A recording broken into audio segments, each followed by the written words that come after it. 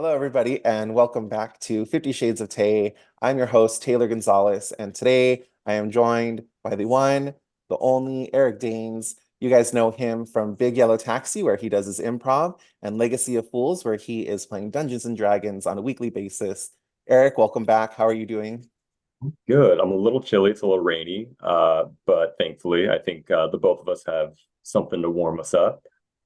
Oh, yeah. Yeah. Cheers. Cheers. Mhm. Oh man, I just brushed my teeth because I brush my teeth before every interview because I'm terrified that I'm gonna have like lettuce in my teeth, like Yzma and Emperor's New Groove. That makes sense. I was going to say, Taylor, we're doing this virtually. Like if you got morning breath or bad breath, I won't know, but that makes a lot of sense for appearances. Yeah, you never know. But yeah, we were gonna do this interview Want in to switch it person. around? Just kind of give a Ugh. little. We were gonna do this in person, but it's crazy. The weather right now, it is pouring. I got a tornado warning, which I can only hope, honestly, at this point. I'm gonna leave my, Tornado warning? isn't that crazy? I'm gonna leave my windows open so I can see the cow from Twister fly by. Make a guest appearance. Yeah. Yeah, I'm out in North Hollywood and I'm specifically in an area that is very notorious for flooding and a lot of standing in still water. Mhm. I actually have my shoes hanging up by the our heater right now, just drying out because I stepped into a massive puddle yesterday getting groceries and stuff. So Oof. yeah, it's storming out here in SoCal. And normally we get a little twitchy when there's a little bit of rain, but this is next level for sure. Yeah, it's been We wet. actually we canceled our Legacy of Fools stream tonight as well for team safety. So Yeah, I had two canceled things this week. I'm sorry, but better Yeah. safe than soggy. Lit. And that's That's good. it. And we're done. Good. Cut it. So you do improv, which something that I find really interesting is a lot in media, people get confused with the difference between improv and stand-up. And I was just watching what is it? The Brother's Son on Netflix with Michelle Yeoh. And the lead guy, he does improv, and people always mistake improv for stand-up. What can you tell me that differentiates the two?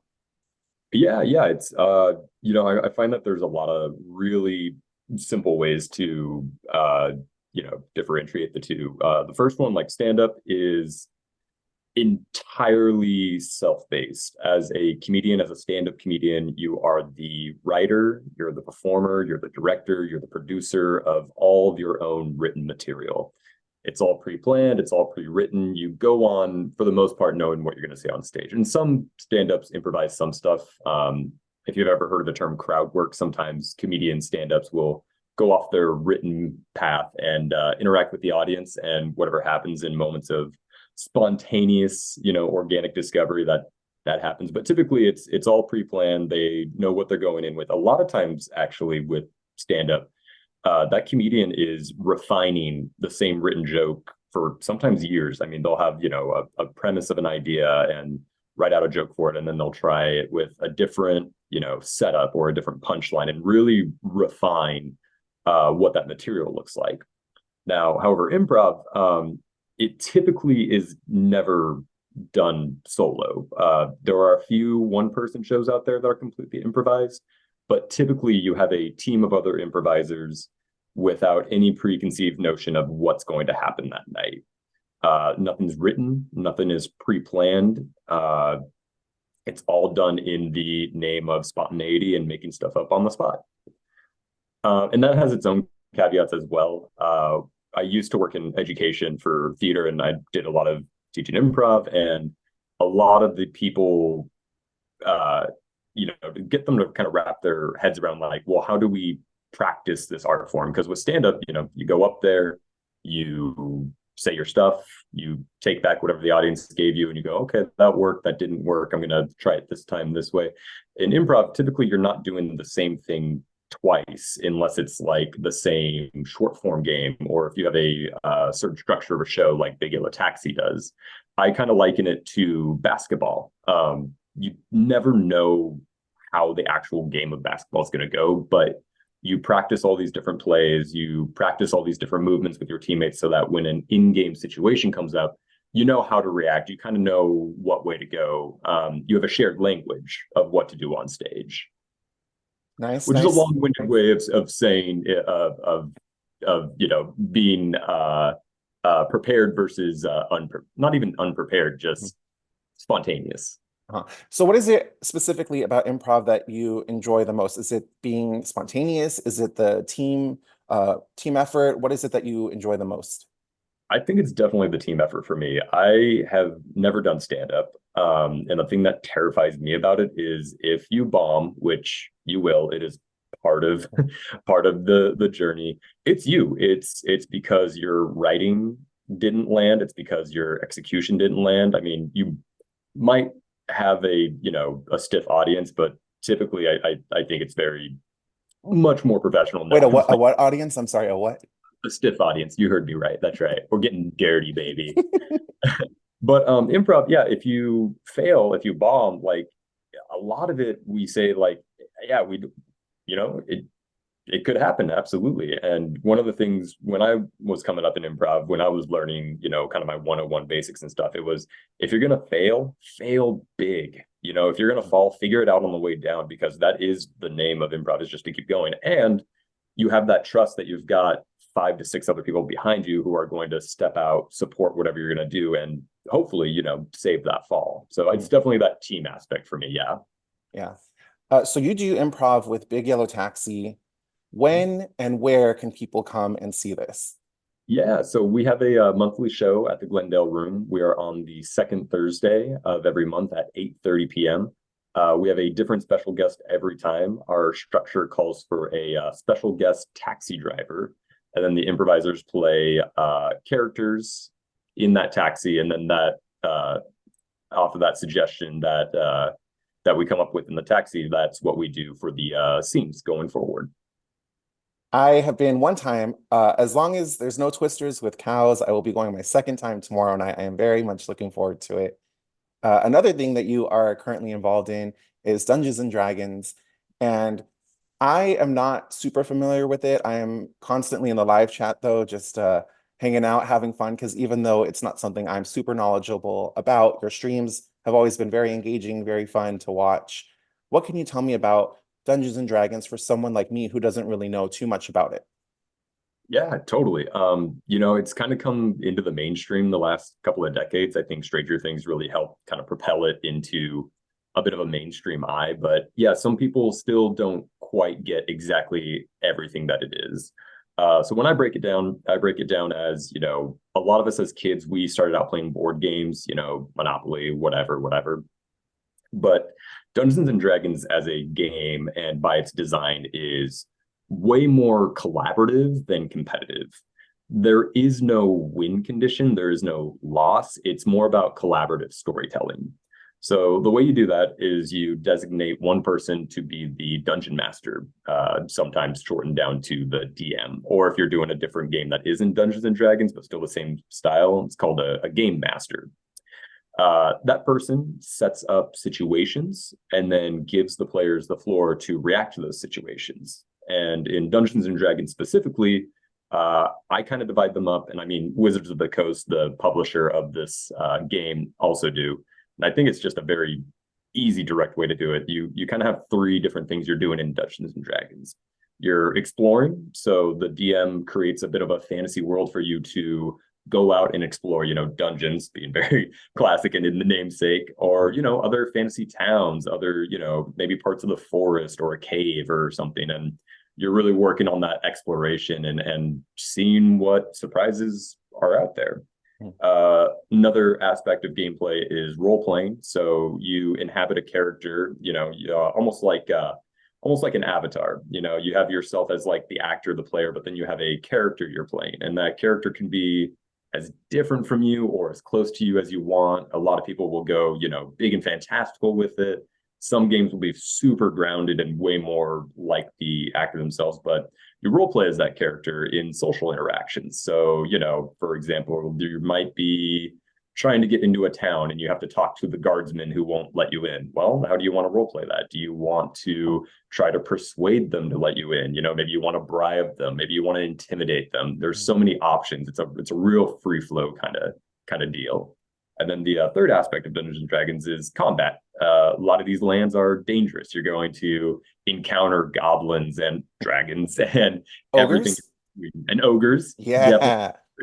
Oh, Taylor, I cannot wait. I desperately want to DM a game for you and some friends that is just entirely Shrek All related. right. As long as there's waffles. Absolutely. There's going to be nice boulders. There's going to Yes. be all kinds of Cannot stuff. wait. And So, oh yeah, oh no, go ahead, continue. oh no, just finishing that thought. Combat is just done in a turn style, so everybody picks up a turn order that's determined randomly by the dice roll. That's another big part of Dungeons and Dragons is the dice determines what's happening, and you do combat like you would in a video game RPG. You just do it around the table, kind of like you're telling a story around a campfire style. I think it was last year. I really don't know math, so it could have been like 10 years ago, but I feel like it was last year. There was a Dungeons and Dragons movie that came out. Did you get a chance to see that? I did. And how do you think that adaptation of Dungeons and Dragons was compared to the actual game? I thought they did an incredible job. There's a lot of it's crazy because they balanced that idea of if you play a lot of Dungeons and Dragons, there's going to be a lot of in-universe kind of Easter eggs, like some nods and winks here and there of like, oh yeah, every campaign I played has had that happen or whatever. But at the same token, I think they've made it completely accessible to a new audience of it just being a high fantasy movie. So like if you're kind of growing up and like, maybe you're not a nerd buff necessarily, but you generally like Star Wars or Lord of the Rings, I feel like they made a movie that's very accessible, very entertaining, and absolutely sticks the landing of the spirit of D&D. I had so much fun with that movie, and it was crazy because I went to a special screening of it. I think it was the AMC in Century City. And after I got to meet Sophia Lillis, who is also in the It movies, she was so sweet, and that movie was just so much fun. What would Mhm. you say is your favorite thing, if you had to narrow down your favorite thing about Dungeons and Dragons, whether it's playing it, watching other people play, what would you say is something that stands out to you? I love, I think it's the organic evolution of the storylines. Whether I'm DMing a game or playing in a game as a player, you have kind of a bit of I know what my deal is, but then when you play it out, unexpected moments will just happen. And anything that happens, that's just the reality now. And I love the idea of I come in with a story idea, I throw that idea out to the group, and then the group just runs with it. And then it goes into a direction that I could not have predicted. But I think that's such a beautiful part of it because that's where the collaborative nature of it comes from. So I definitely think it's those moments of unexpected surprises. So there's a lot of collaborating in improv, there's a lot of collaborating in playing Dungeons and Dragons. What would you say is the relationship between improv and D&D? Yeah, I think, ooh, that's a great question. It's a great question too, because I'm kind of framing my answer specifically in the group I play with as Legacy of Fools and with Big Yellow Taxi, which might be slightly different than if you're just playing to play. And I think it's everyone is trying to achieve the same goal of entertainment. Everyone's trying to add something for entertainment value that not only, you know, is fun for us, but is fun for the audience to watch. Mm. And it's a very strange thing because Legacy of Fools, especially, we're trying to come at it from the angle of production. We are putting on a show that we know people are going to come watch. So how do we make that entertaining for them where it's not just the audience member watching a group of friends play a Right. game? Because that Yeah. can be fun, but that's when you get like laid down in jokes and you start alienating the audience. So I definitely think the Venn diagram there is everybody collaboratively working to achieve a goal for the name of entertainment. Yeah, I like that. And then speaking of Legacy of Fools, you guys just reached affiliation status this past week. Mhm. Congratulations. Where can people come and watch Legacy of Fools, and when do you guys stream? Yeah, so you can catch us on Twitch at Legacy of Fools, and we stream every Tuesday at 8 o'clock. We will be off, or actually, this video is coming out in the future, so In people the don't have to. morning. Yeah, exactly. Tuesdays at 8 on Twitch, and we also drop all the episodes the following Friday on YouTube. So we have a whole backlog of our first season. Our hook for Legacy of Fools is we are a legacy campaign. So basically, what that means is anything that happens is on the table for future campaigns. And we're also doing each campaign in published order. So right now we're doing The Lost Mines of Phandelver. It's the first piece of fifth edition that came out, and pretty soon we're going to be starting on the next published venture, which I do not remember what it's called. But we're breaking them down into seasons, and we're coming up kind of on the end of our first season. So we have a whole backlog on YouTube. And then between seasons, is there a break or do you immediately just go into the next campaign?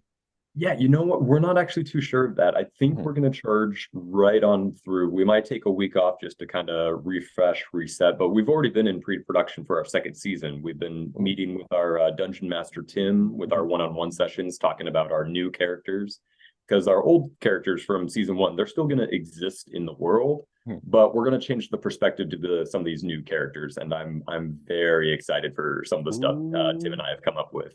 Oh, that's awesome. I am looking forward to it. So we talked about collaborating with Improv. We talked about collaborating with Dungeons and Dragons. Another collaboration you recently did was with Chris Carr and Amy Newman, who there's a rumor you might have a little crush on Amy Newman. I won't spread that word around. I won't spread the rumor, but I've heard it. Uh, Yeah, can don't you tell tell her. me? I really like her. I think she's funny. I think she's pretty. Oh, is she there right now? She's in the other room. Oh, hey, if she can hear me. What can you tell me about your episode on their podcast, Two Filthy Casuals, where you talked about Spider-Man?